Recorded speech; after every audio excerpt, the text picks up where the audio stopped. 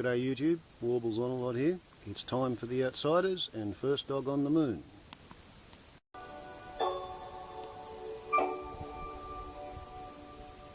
Outsiders and First Dog on the Moon are coming up, 21 away from 10, but right now on Sunday Extra, DA's wordplay. We reveal the answer. AFL season begins. That was the phrase that pays. So there you go, a toughie. A bit of a hard one this morning. David Astle back with another anagram for you at about 7:45 next week here on Sunday Extra.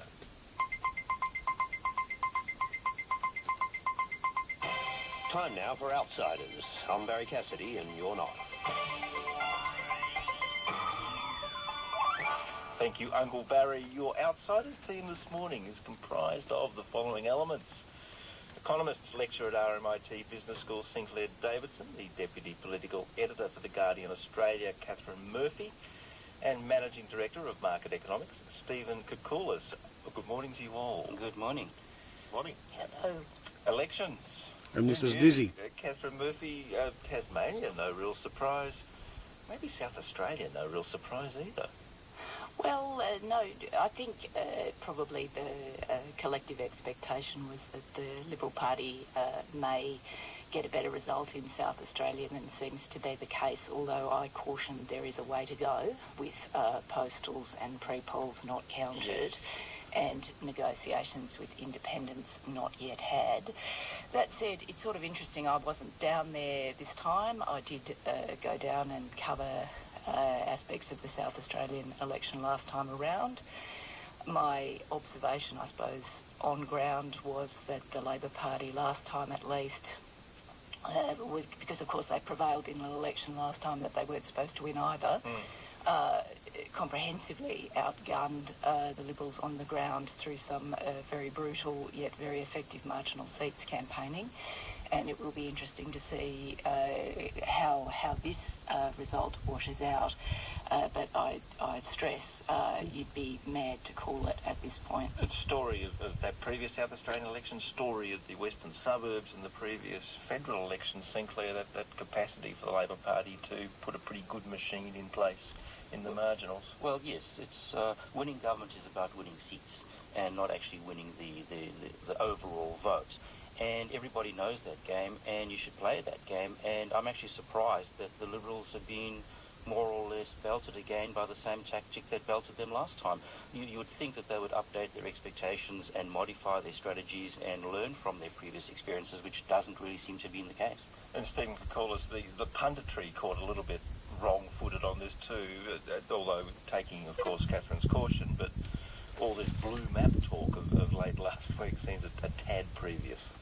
It is a bit premature, but it's still likely. And in a way, I've been thinking about what it would mean if we did have wall-to-wall blue states as well as the federal government in place. Where did we get that terminology from, by the way? This is creepy cultural imperialism. Coast to coast or whatever. A new invention. But the point being that it matters only when there's a big reform agenda that requires the cooperation of the states and the federal government anyway. And when I'm thinking about what is on the agenda, or what could be on the agenda, all of the big things that would be enhanced if you've got the governments of the same persuasion in the states as well as federally are probably not being looked at. Things like GST changes and things which require the cooperation of the states, they're not on the agenda yet. So in a sense... Heaven forbid that we should talk about tax reform. Oh gosh, sorry, but... Who are you? That's right, but it'll come onto the agenda one day, if not today. The bigger we, I mean, there's something in that, isn't there, Stephen? I mean, the things that... There's not that there aren't things that could be talked about in a more ambitious, cooperative, federalistic way. It's just that they're not. Look, that's one of the disappointments of the last decade, I suppose, that we've got a wonderful economy at the moment. I think we're performing exceptionally well. We've had the boost from the terms of trade. Our living standards have never been higher. But the risks are that boost to our incomes is falling away as the terms of trade decline and some of the mining investment boom comes to an end. If we're to sustain this nice level of living standards that we've got to grow the economy for a 25th, 26th and 27th year and beyond, we need to start thinking about how we're going to pay for it, what sort of structure to the economy we need, and tinkering with carbon pricing and mining taxes and these sorts of things are just chicken feed when we do need to have a serious debate about how we're funding our ageing population and what industries and what sectors of the economy are going to be growing and whether the government should have any role in helping them to expand or not. Perhaps we'll see the first nibbles of that conversation in the budget to come. And nibbling at that conversation too in the middle of the week was Ken Henry, who wore a wonderful tie for his 7:30 interview, might I say. And the double-breasted suit. Was Sorry for always the the commentary, double-breasted but suit was kind of like a recoil. Good grief. Is the double-breasted back, by the way, gentlemen? There are words to that effect. Though being I don't have one. short and The plump double-breasted person, never went out, can I just say? I apologise, Jonathan, we digressed. Well, it's legitimate. It's okay. Catherine Murphy there, joined by Stephen Goucoulis and Sinclair Davidson. They're your outsiders this morning on Sunday Extra. Here's a little bit of what Ken Henry had to say, and this is the bit that I wanted to dwell on for a moment, some observations about Treasury Secretary Martin Parkinson. It's never happened in the Treasury in 114 years, 113 years. There have only been 16 Treasury Secretaries in that time. Martin is number 16. No government has ever thought it appropriate to remove the head of the Treasury and put in somebody who they think is of the right, let's say, of a more comfortable political character. Now, I'm not saying that is what has motivated the Prime Minister on this occasion. And the Prime Minister, of course, subsequently was quizzed on this issue. This is what he said on Melbourne local radio, chatting with John Fain on Thursday. I very much support the traditional Westminster concept of free and frank advice, frank and fearless advice from the public service, and Martin Parkinson has been an outstanding public servant, a very effective, very powerful head of Treasury. But we said when we came in that we did want to stamp our authority on particularly the economic agency. Catherine Murphy, is there a whiff of inherent contradiction here? I fully support the notion of free and frank advice, but I'm going to stamp my authority on the key economic agencies. Except when I get it. No, sorry, that's unfair. Well, there has been, as we're all aware, there has been a progression in Canberra towards governments beginning to appoint their own departmental heads on a more political basis, shall we say. I think that that trend in general horrifies institutional Canberra, and I think you saw some of that reaction in Ken Henry's obvious horror at the treatment of Dr. Parkinson, and it is lovely how Treasury thinks that it withstands all trends. I think that's completely delightful. But anyway, in the case of Dr. Parkinson, of course, he's right. Dr. Parkinson has served both, certainly the Howard government and then the Rudd and Gillard governments with distinction. He's a very fine public servant. In my view, he's been treated very shabbily by the incoming government. They must be having a particularly jolly time right now under sentence of death, helping Joe Hockey with perhaps the most awkward budget in living memory. But tell me this, Sinclair. I mean, it's my sense about this system that having that sort of independence from the bureaucracy is one of our great strengths, to have an administration, an apparatus dealing with policy and ideas which straddles the political cycle is something that we should prize. I think in principle as a fine theory, yes, that's a good idea.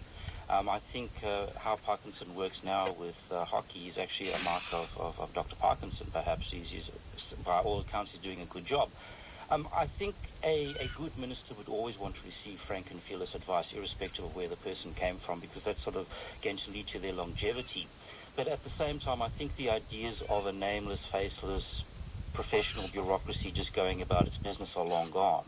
We're now in an era of celebrity bureaucrats, and I think if you're a government, you're going to want to have your own celebrity bureaucrats around the place, as opposed to the other people's celebrity bureaucrats. So I think we're more into the Washington type scenario where a new government comes in and brings in all of its people, and I think that's where we're going. We've been going down that path for a while, and we're just seeing some of the more obvious and logical consequences of having gone down that path. But how, Stephen, can we have, a sense of enduring policy objective and a sense of those objectives that are outside the political cycle if that's what happens?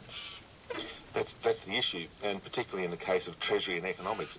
Many of the decisions in economics, and we're probably going to see that in the budget in a couple of months, involve people losing money, losing some of their entitlements when the government takes these tough decisions. And if you're not getting advice as the minister or the government or the cabinet on what are the consequences if we were, for example, to raise the pension age, if we were to have a $6 co-payment for Medicare, if we were to trim entitlements for aged people and all these other things, if you're not getting the full array of sound economic policy prescriptions from it, you're probably inclined to make a less good decision than you would if someone's just telling you, well, we can do this because, we've got some marginal seats where it's probably not going to hit us too much or something like that. So the fair and frankless advice, I think, is very, very important. And it's up to the government to take it or leave it, of course. As we saw with the Henry tax review in 2010, the previous government pretty much took on about a quarter of the things. And all the bad things too. And left out some of the really good ideas that Ken Henry had in the Henry tax review of 4 years ago. So they can take it or leave it, but to have it on the agenda is really important for encouraging better quality debate rather than just being fed the information that they want to hear. Early indications, Catherine, that we have a government here which is not afraid to make changes which sort of trample on our sense of institutional certainty, that they will be a bit iconoclastic. Well, there's a couple of things here. Michelle Grattan wrote a quite interesting column through the week about, I sort of characterised it as Canberra's new tribes, and there is a certain amount of, I suppose, an atmosphere around the new government of being with us or against us. They're pretty aggressive political characters, and they play politics hard, and of course governments have got every right to frame and style themselves in the way they see fit. I suppose and also I think we should add that there's no obviously the government hasn't made a stellar start in terms of opinion polling. That said, the sort of tribalism, there's no evidence to say that this strategy won't work for them. In terms of, I suppose, the desirability of that styling, I think it's a pity in a way because it I suppose reinforces the hyperpolarisation around a lot of the discussion in public policy and national affairs at this point in time, and I think hyperpolarisation is not a good trend for the reality of good public policy, which is to set an agenda, have a discussion, have a dialogue, bring the voters with you, find some middle ground. Good public policy is almost by definition found in the middle. Well, it's a sort of artful consensus, I suppose. Look, as a political journalist, I obviously support the right of the new government to style itself however it sees fit. In terms of what it means for the discourse and what it means for public policy, well, possibly a little bit less fan dancing and a little bit more focus on what we need to do over this term, and getting on with it, I think is in order, rather than something I described, I think, earlier in the year as a bit of Seinfeld politics. And just very quickly to close, Sinclair, I mean, governments can do what they will, but we would like to see some structures intact as they inevitably will once they pass. I think so, definitely. But bear in mind, we actually have elections every 3 years, and there's only so much institutional change that the electorate will put up with. And we've just seen the previous government thrown out after 2 terms, and we might see that again. So, it's at the moment there's a lot of talk about style, and we've yet to see much substance, and it's still early days, and we'll see in 3 years' time if people have been taken along for the ride or not. If only we could vote for government rather than politics, you see. Well, if only we could throw them all out at the same time. Thank you very much to our outsiders this morning. Catherine Murphy from The Guardian, from Market Economics, Stephen Koukoulas, and from RMIT School of Business. Sinclair Davidson, 6 minutes away from 10.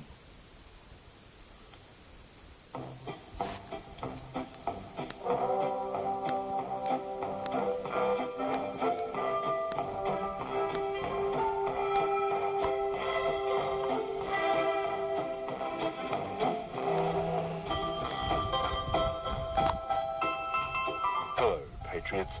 Welcome to First Dog on the Moon's Guide to Modern Living. I'm Walkley Award-winning cartoonist, First Dog on the Moon. But enough of that. It's time for this week's edition of The Pub Test. And what is the pub test? The pub test is a tried and true method of gauging the views and feelings of regular Aussies. It's about things like politics and other issues of importance. How does it work? Firstly, you go into a pub and talk to some actual Australians. No, you don't. You might get glassed. Pubs are full of violent, drunken idiots. Just ask Barry O'Farrell. No. The pub test is normally quoted by people in the media who want to sound like they know what real Aussies are thinking when they obviously don't. And I mean that both ways. It's not just here inside the comfortably upholstered leftist bubble of the ABC, but also the rest of the mainstream media, all of which is or will soon be owned by Rupert Murdoch.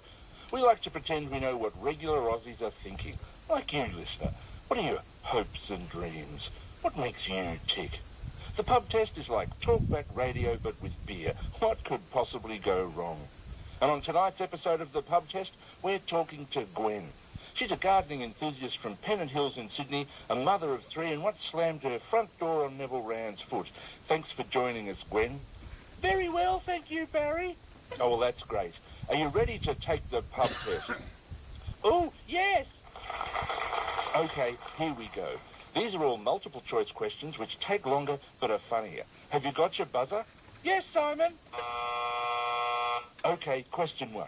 You're at the pub and it's your shout, but the bloke opposite has spent the last 10 minutes telling everyone how great George Brandis is. I kill him in the face. No, that's too quick, Gwen. I haven't given you the options yet. Oh, sorry. So, Gwen, what do?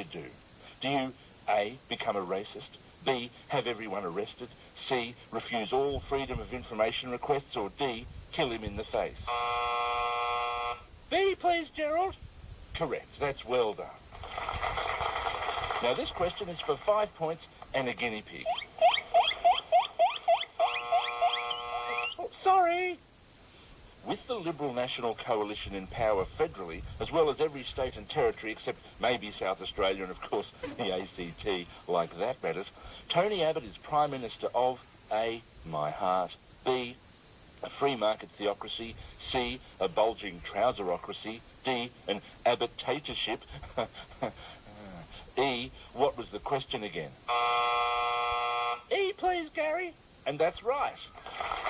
Well done, Gwen. You have 11 points and a guinea pig. Do you want to keep the guinea pig or risk it and play on? I'll play on, thanks. Okay. On a scale of 1 to Tanya Plibersek, who's the federal opposition leader? Is it A, Bert Newton, B, Brad Scollop, C, Balls Titan, or D, Barry O'Farrell? Is it Brad Scollop? I have no idea, so we'll have to give you that one, Gwen. 2 questions to go. You write to the letters page of The Australian complaining about John Howard and they publish your letter, but through the magic of selective editing they change John Howard to Karl Marx. Do you A, wonder what you were doing writing a letter to The Australian in the first place? B, complain to Media Watch because that nice Paul Barry will fix everything? Or C, wake up hours later covered in blood with no idea what happened? The Australian loses $30 million a year. That's correct. Well done, Gwen. And here's our final question, and it's a true or false. True! No, I'm sorry it isn't, but that's okay. You still get to keep the squirrel feeder and the support hose. Ooh! Thanks for playing, Gwen. No, you are. And thanks for listening, listeners. If you want to be in next week's pub test like Gwen, you're an idiot. This has been First Dog on the Moon's Guide to Modern Living, brought to you by the First Dog on the Moon Institute. Thank you for your time. Well. I guess it's just a little bit like that old football drinking song that we used to sing on the bus back in the 1970s. Australia, Australia, land of the big merino. Australia, Australia, don't want no Filipino. Australia, Australia, land of the jumbo jet. Australia, Australia, what we want we get. At least that's the attitude in Canberra. Warbles on a lot to YouTube. Ciao.